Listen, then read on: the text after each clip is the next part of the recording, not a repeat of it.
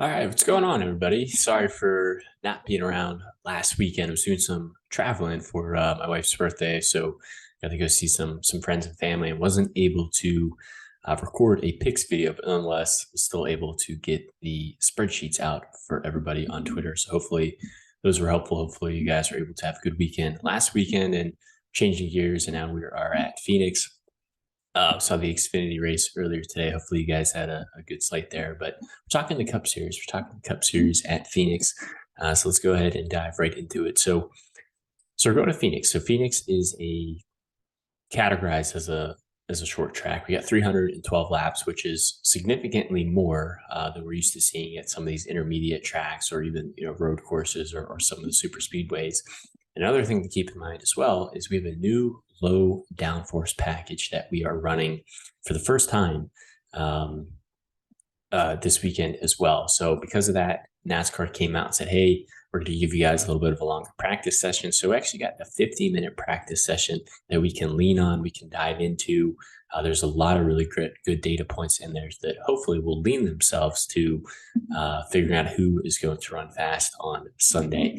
One thing that we want to keep in mind when it comes to building for our slate is with 312 laps, there's a lot of these Dominator points up for grabs. We have 140.4 fast laps up for grabs and 78 points for leading laps, being the first car, scored first every time you run around the track. So really, what is this slate going to come down to? It's really going to come down to who can nail the Dominators. So me personally, I want to try to get as many Dominators in my lineup as possible. Whether it's 3, 4, whatever I got to do to figure out every single time a Dominator point is up for grabs, I want to increase the chances that my lineup is going to hit on that Dominator, play that's up for grabs. So let's try to look at the slate here. Let's try to figure out who some of these Dominator players are going to be. And obviously, you can't play all these Dominators. We're also going to have to round out our rest of our lineup with some place differential plays, maybe some good finishing potential plays, some good value plays. So let's try to figure it out here. So elephant in the room is Kyle Larson is just a complete rocket ship this weekend. Not only did he qualify on the pole, but he was literally first in every single practice metric, the day prior as well. So we saw him first in the 1 lap, the 5 lap, the 10 lap, the 15 lap. I mean, his car looks like it is significantly faster than everyone else's. Hendrick even got in trouble a little bit with maybe an illegal part. We'll see what NASCAR comes back with early this week. With it, didn't seem to matter.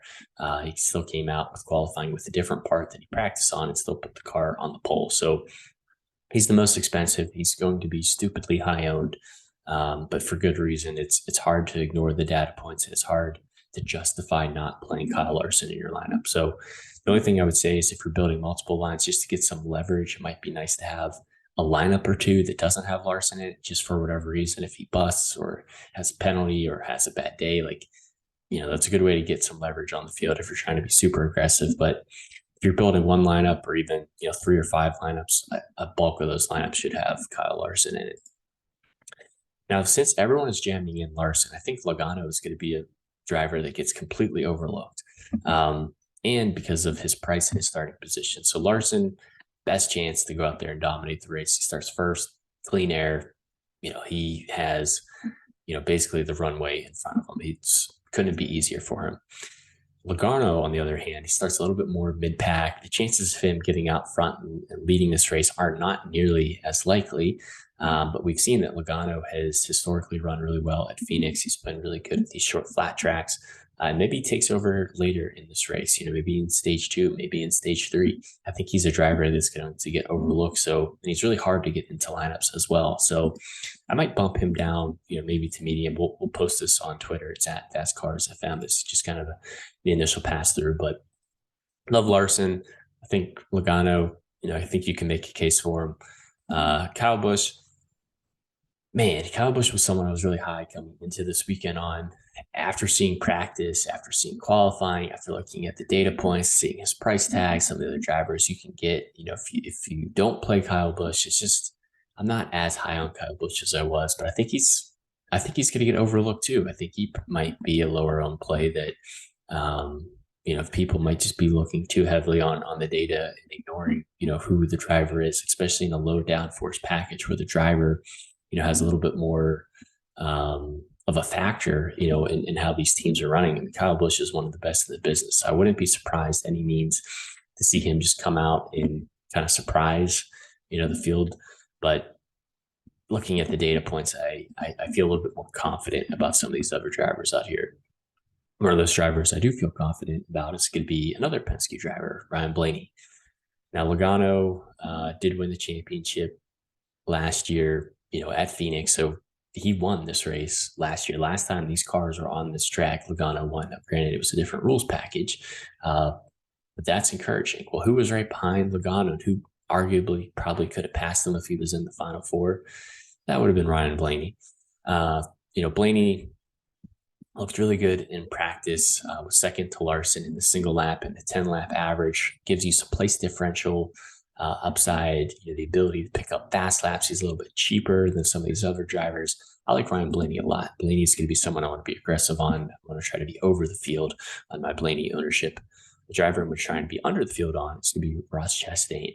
Chastain just didn't look great in practice. Now they really turned it around in qualifying.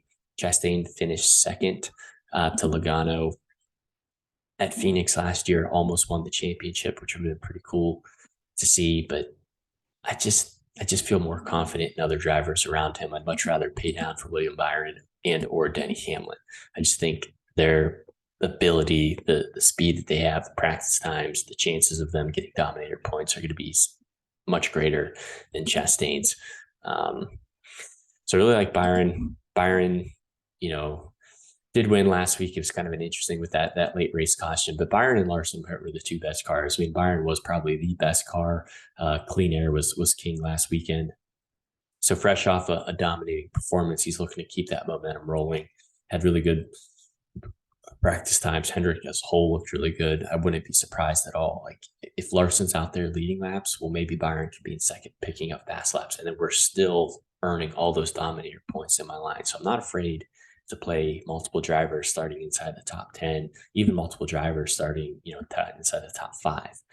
As long as I'm picking up those Dominator points, that's all I really care about. And Byron has a great chance to do that. Just as Denny Hamlin, I think Byron and Hamlin are very, very similar plays. I don't even mind playing them both together in a line.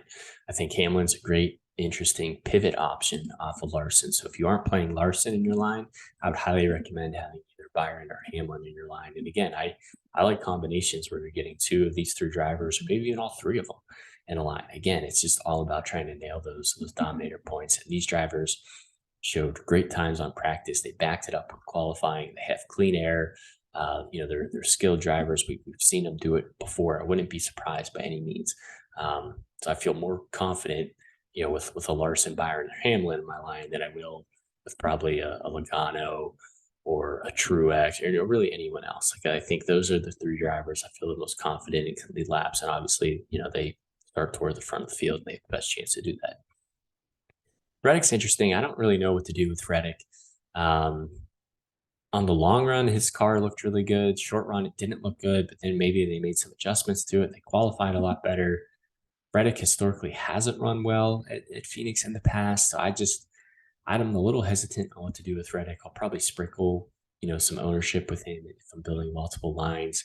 I probably would rather play Truex just because I like Truex's experience, the savvy veteran who's pretty good at these short flat tracks. He knows how to manage his tires. He's been doing this for a long time. I feel like Truex, you can rely on him a little bit more than you can with Reddick. Harvick's a great play. I think Harvick has, him and Kyle Busch have historically just been lights out at Phoenix. And now that we're kind of going back to a lower downforce package where we really saw Harvick excel, I think that's only going to benefit him. Stewart-Haas hasn't been great to start this year, but it's usually Kevin Harvick and then like the Stewart-Haas cars. He just always seems the way to sneak inside the top 10, find a way to get out front, lead laps, contend for wins.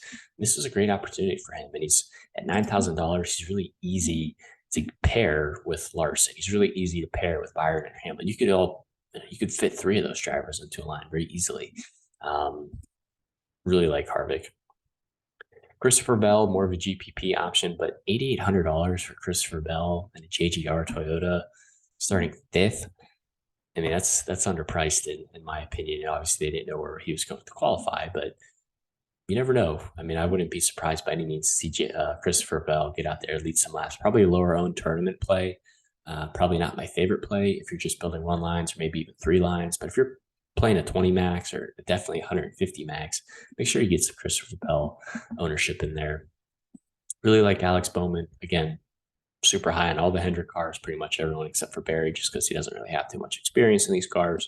But Bowman gives you some place differential upside. You can easily see him finishing, inside the top 8. Suarez, not really going to get to. Chase Briscoe is interesting. Just kind of a discrepancy between his practice times, which looked excellent, and then his qualifying time, which looked horrendous. What happened there, right? That's what us DFS players have to ask ourselves. So I think he's relatively a safer play starting this far back. He's pretty cheap, easy to fit in lines. His upside's there, based off of his practice times.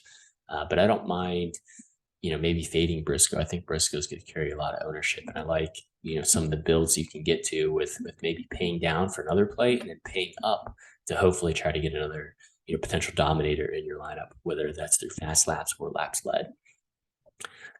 Bubba Wallace is a really nice pivot option off of Briscoe. If you want a similar build to kind of the Briscoe builds, I think just pivoting the Bubba Wallace and some of those lines is really all you have to do.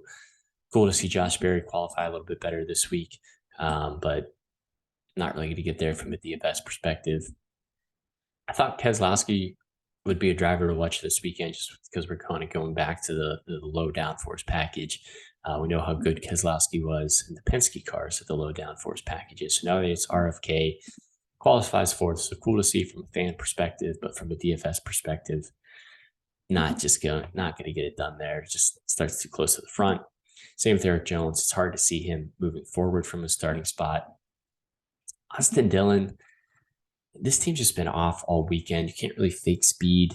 The practice times were bad. The qualifying time wasn't good. I mean, maybe the one saving grace is Kyle Busch's practice times weren't good, and he turned around and had a great qualifying, relatively speaking, great qualifying effort. So maybe they can translate some data over there to Dillon. He's pretty cheap, easy to fit in lines. I just think he's going to carry a lot of ownership. Ryan Preece, his practice times didn't look great. I said, Stuart Haas cars as a whole, just kind of hard to trust right now. They're either going to I think they're either going to do really well or they're just going to completely, whiff on the setup. If there's any track that Preece is going to run well at, it's going to be these short flat tracks. So I think that's a little bit of a saving grace there. Cindric's way too cheap in a Penske car. I'd probably bump him up to medium. Whoops. See if we can come over here. Not sure why that happened there. Bump him up to medium. It's a Penske car for $7,100. And then once you get a little bit lower on the slate, you got Eric Almirola, going to carry a lot of ownership starting 31st. Easily can move his way forward throughout the field. He's pretty good at these short flat tracks. Also had really great practice times, like him for cash game formats and tournaments. Ty Gibbs starts a little bit too close to the front. Buscher showed really good practice time, so I like him a lot for GPPs. You have Chase Briscoe for $8,400, or you can get Chris Buescher for $6,600. Relatively starting close to one another, and I would say their upside is similar. Obviously, Briscoe is going to be in probably arguably better equipment, has a little bit more of a higher upside, but there's a huge price savings you get from swapping out Briscoe and paying down for Buescher, and then maybe you can upgrade someone else in your line to get another potential dominator in your lineup. Haley just starts a little bit too close to the front. I'd much rather just pay down and get AJ Allmendinger, who is really good at these road courses, and usually drivers who are good at road courses translate really well to these short flat tracks. So I feel good about that. Noah Gragson just does not seem to have this track figured out for whatever reason, or the setup is off. I mean, at least their teammate practiced a lot better. So kind of a similar situation with Kyle Busch and Austin Dillon. Maybe they can translate some of the notes there. Stenhouse is really bad at Phoenix, but for whatever reason, his practice times were good. He did slip back in qualifying. So, what do you lean on? Do you lean on his practice times? Do you lean on his historical, track history here. I'm going to increase my ownership on Stenhouse just a little bit than what I would have originally coming into this weekend, but most of my ownership in this range is probably going to go to Harrison Burton. I think everyone's playing Zane Smith, and I'm going to have a lot of Zane Smith too. But I just want to try to get different, really any way that I can, whether that's through my dominators or maybe some of my value plays. I just like to try to find these pivot plays. And maybe I'm wrong, but I think Burton is going to come in lower owned than Zane Smith is. A Penske affiliated team. We know how good Penske is on these short flat tracks, $5,700, great practice times. Just really like Burton's upside. I think a lot of people are going to go to LaJoy. I think a lot of people are going to go to St. Smith. And one thing I don't hate, again, the main focus of this weekend is finding those dominators and attacking those dominator points. We'll just pay all the way down for Cody Ware. He can't lose you any points. He starts dead last. So anytime a car has an issue on track, anytime a car has a mechanical problem, anytime a car wrecks, that's one spot that Ware is going to advance his position. I don't think Ware is going to finish top 25 by any means, but if he finishes 30th, if he finishes 28th, and it allows you to get one more dominator play in your lineup, maybe going from 2 dominators to 3 dominators, or maybe 3 dominators to 4 dominators, you're just increasing the chances of, again, nailing all the points that are up for grabs. Again, 140 points for fast laps, 78 for laps led. It's going to be a high scoring weekend. If you don't have that driver who's picking up fast laps or leading those laps, you're going to be sinking in your lineup. I'd much rather chase those dominator points than try to chase place differential. It's just not the weekend to do that. So hopefully that was helpful. I know it's a little bit of a longer video this weekend. Just wanted to try to get back into the swing of things here, but thanks for sticking with us, all the support. Our Twitter has been growing like crazy. We're almost up to 1,000. So if you don't follow us on Twitter, if you just watch the YouTube videos, if you do have a Twitter, just hopping over there, giving us a follow would be appreciated. And then vice versa. If you're coming from Twitter and this is your first time watching the videos, or maybe you watch these videos regularly, it doesn't hurt you by any means, but just hitting the subscribe button. We're trying to grow this channel as well. So thank you guys, as always. Best of luck this weekend, and we'll catch you next week.